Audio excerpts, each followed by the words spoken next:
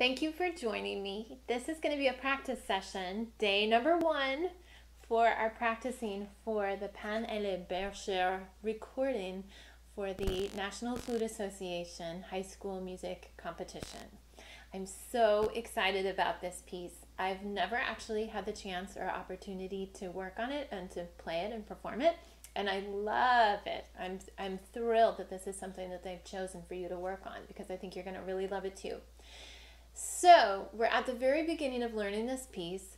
So what I really want you to do is listen to some recordings. Really, honestly, my favorite is Mathieu Dufour. Anything he plays is something you should pay attention to, and it's beautiful. You can find it on YouTube. He was the principal of flute of Chicago Symphony for years, and now he is actually principal flute in Berlin along with Emmanuel Pahut. So he's just absolutely lovely to hear, and his version is fantastic. So you'll be able to on YouTube hear all 3 movements of this piece written by Jules Mouquet. So I think you'd enjoy hearing them. They're gorgeous. They're so pretty. You're going to want to play all of them. So this is the first movement, and we're going to, throughout these 30 days, investigate this piece. We're going to look at how Mouquet put it together. We're going to talk about some of the keys and the scales and arpeggios that are within this. Talk about maybe some of the harmonies and what's going on in this music and why it's going on in this time period. We're also going to talk about all sorts of things, phrasing, also how to record a piece for a competition, and what are some things that you should plan on doing to ensure that you can get a really good recording. It's a whole art form. There's one thing to be good at performing, and it's another thing to be really good at recording yourself. So we're going to prepare you for that too. We're also going to be working on the Telemann number 5 Fantasy, so you can find that on YouTube as I get it going. But for now, this video is just dedicated to the Mouquet because I think it just deserves the time.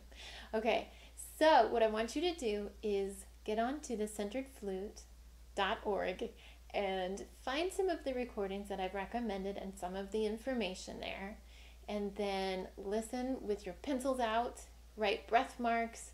As you get to know this piece, you're probably going to make even more markings, like little arrows that show how you want to move the phrase or connect this note to this note, or who knows. But we're really just using these first 5 days to just get to know sections and phrases, and we're playing everything really slow because, as you know, that's the best way to practice. Practice really slow so you can get every single articulation correct. You can get every note correct, every dynamic. You can get in your breath marks the way you want it. You might need to take a few more breath marks since we're starting twice as slow. And then you can start eliminating some breath marks as we get faster and faster. So why don't we get started? It's going to be a great 30 days of working with this, and I think you're going to be really pleased with how fabulous you sound and how well prepared you are. So let's get started.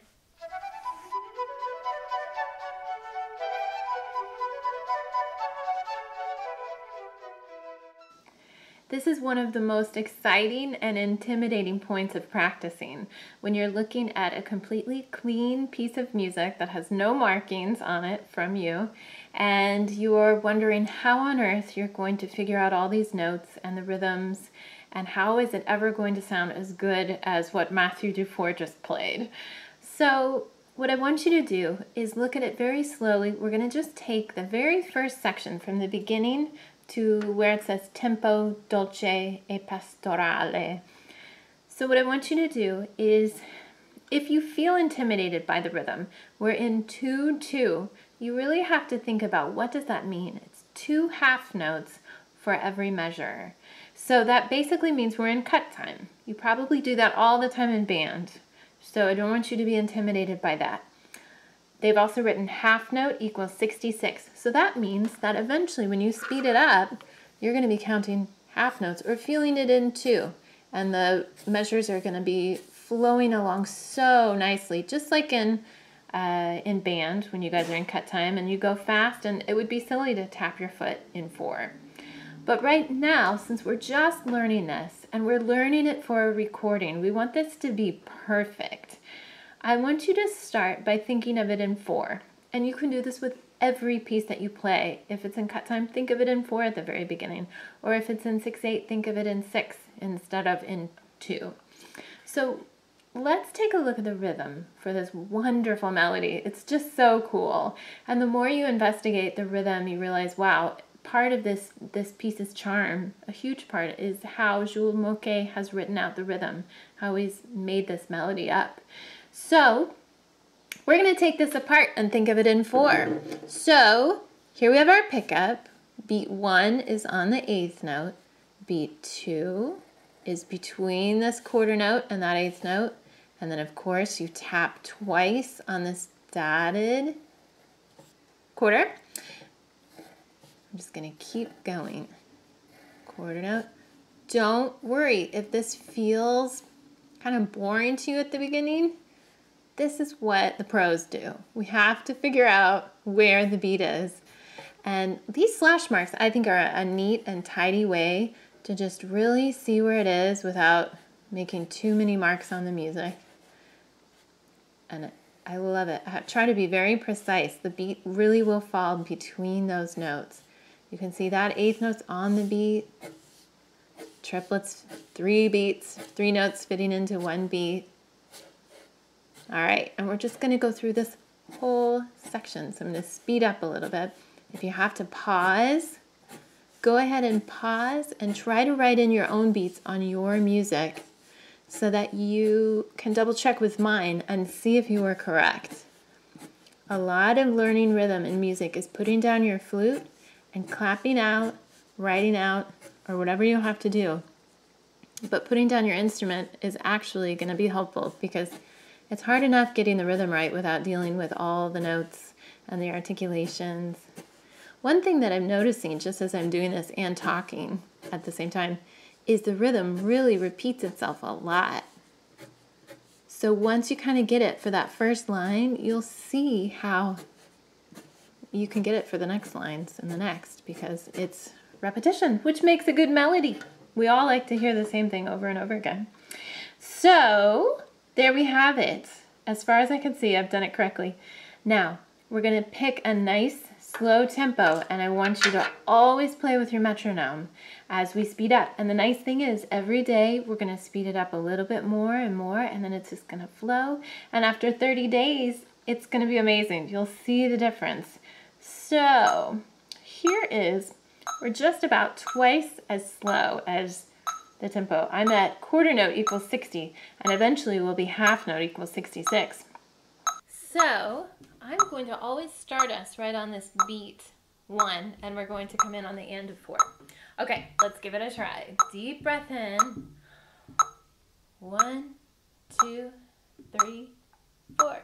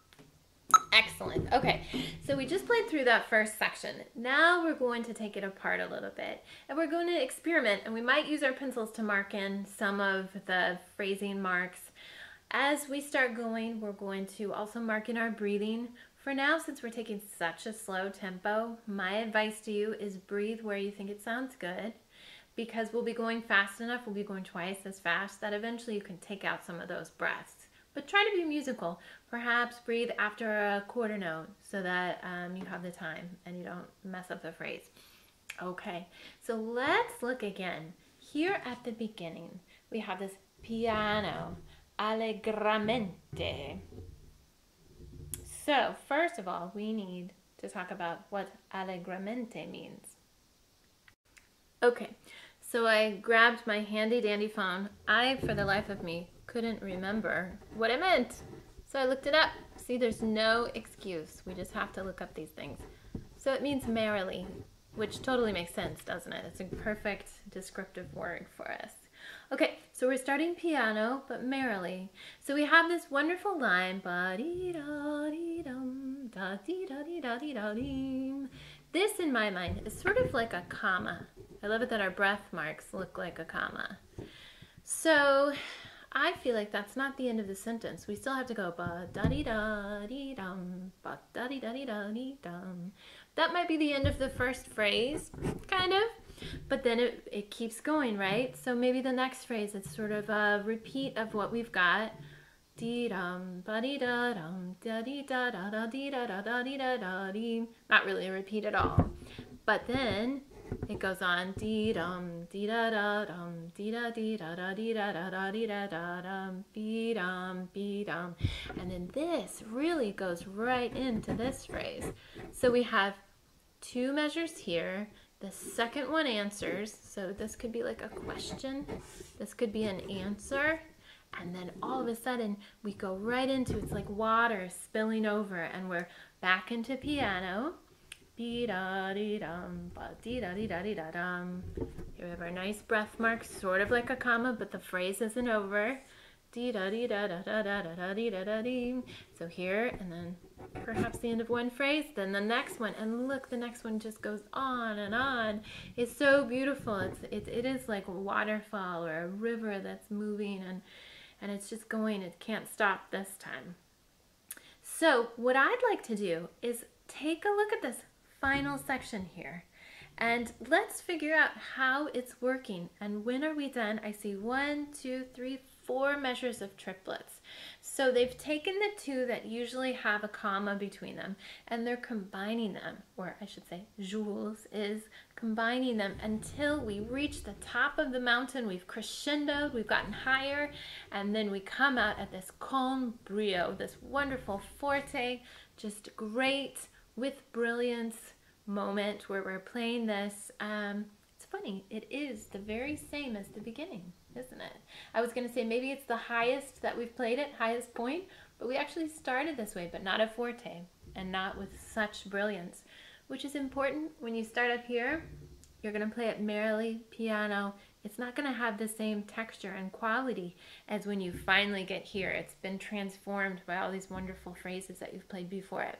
And then we have this dee-da-dee-dum, da-dee-da-dee-da-dee-da-dum. So this is just like the beginning. And then now it changes, okay? So we wind our way down until the very end. So I'm going to turn the metronome back on. And we're going to try these triplets. And we're just going to stop here at the con brio, okay? All right, let's begin at the piano, saving our air, taking a deep breath in. Ready, go.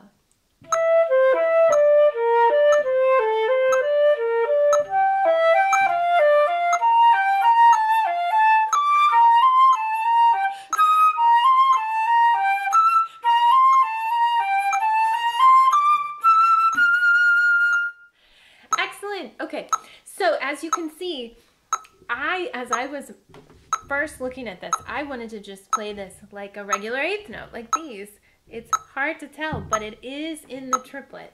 So I want you, if you need to mark it or somehow really think of it, it's still in that grouping of triplets.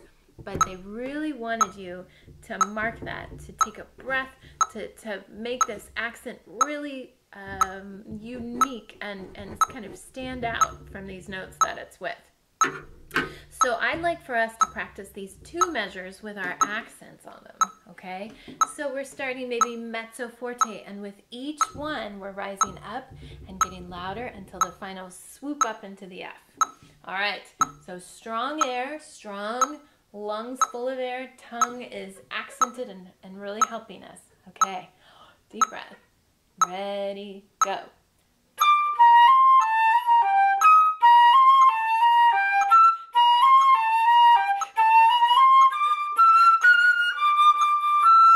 And then we go on.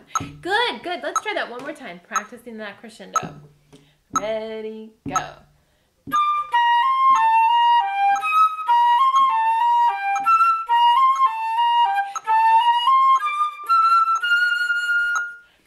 So one thing that would be great as you're getting to know this and you're thinking about these articulations and these breath marks and these phrasing, I want you to go ahead and do more listening and analyze other flute players that you're hearing. Great flute players like Matthew Dufour and James Galway.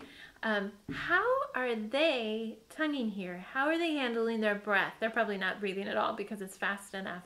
But what does their articulation sound here? What does their con brio sound like?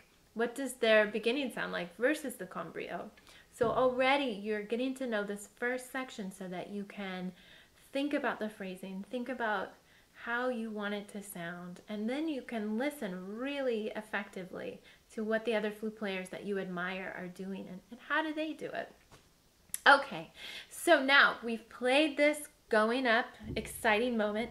Let's go back one more time to the piano, and then we're going to work our way backwards, and then we'll be done for the day.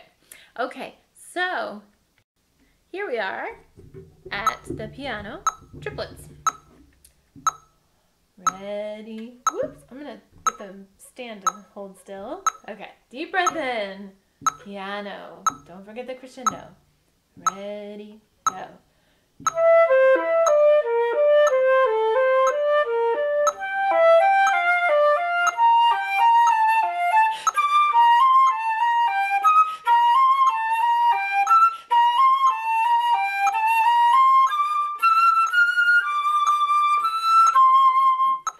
Oh, it's so hard to stop there. It's so great.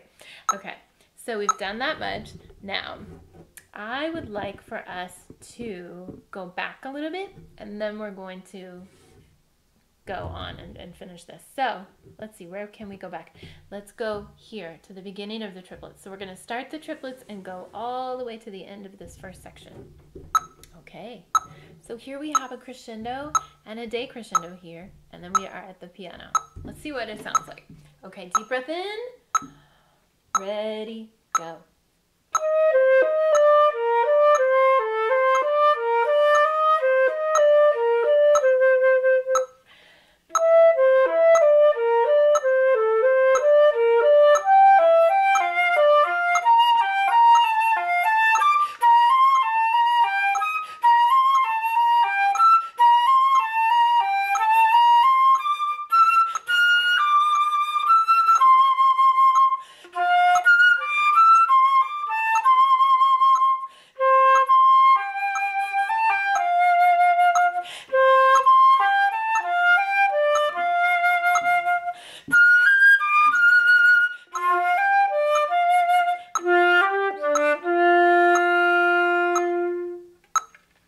Love it. It's great.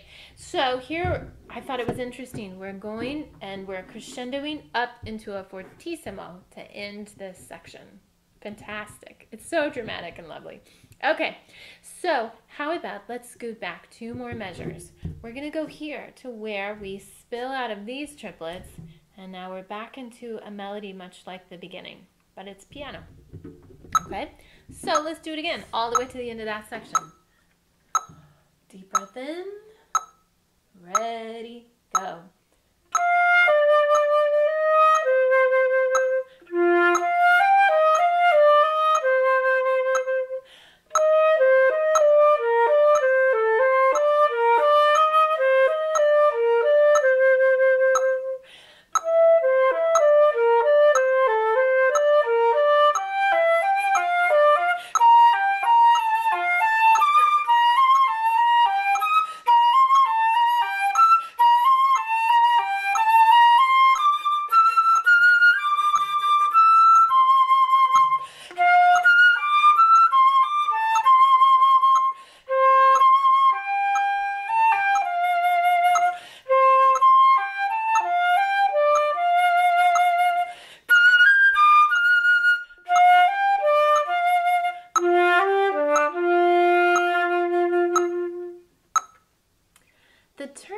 the end of this section.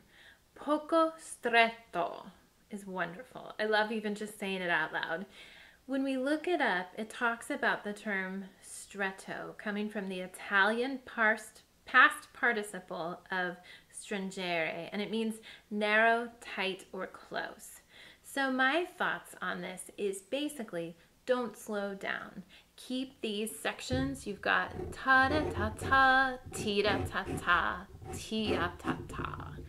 My guess is that the composer is saying move to these sections one by one, quickly, going right on, as if you're falling down, or it's still forte, there are fortissimo, there's no decrescendo, there's really no diminuendo, so, or shall I say, ritardando.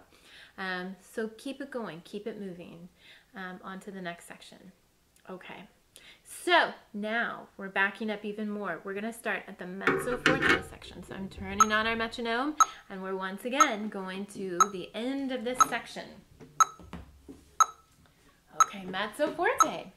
A little bit louder than the beginning. Deep breath in. Ready, go.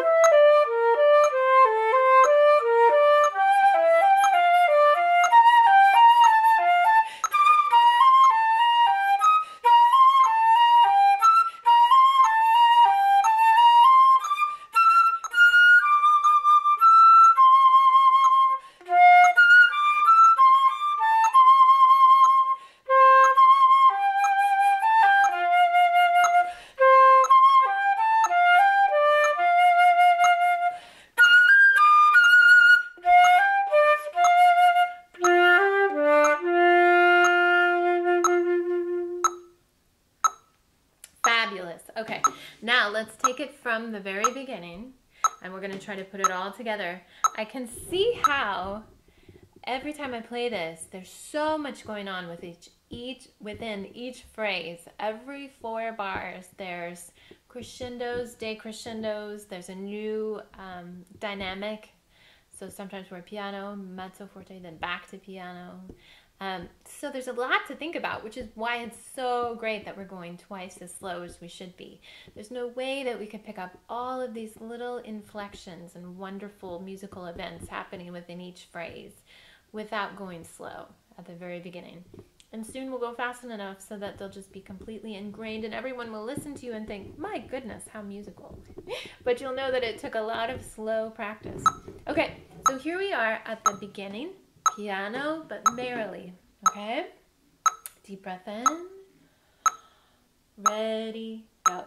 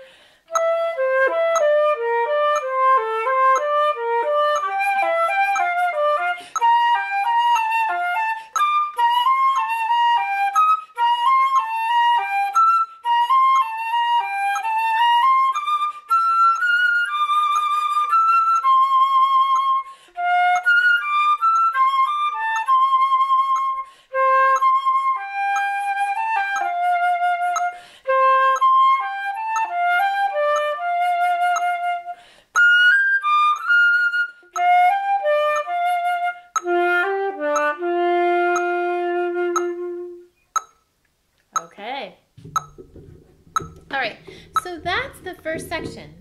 Tomorrow what we're going to do is take a look at the next section, and we'll practice the first section again. But there's so much work for you to do. Listening to this with your pencils, marking breath marks, and interesting things that you're hearing from recordings. Look up some history about Jules Mouquet. There's not a lot out there. They make it seem like he didn't write very much, but I know he wrote more than 6 pieces. But it is cool to think that this is one of his most played, most popular pieces. And I have a little homework for you. See if you can figure out this version that we have is for flute and piano. But if you don't know already, I want you to know by tomorrow, what else was this written for? Flute and something else. Okay, so you're doing great. This is a really good start, and tomorrow we'll really get going on the middle section. Good job. See you tomorrow.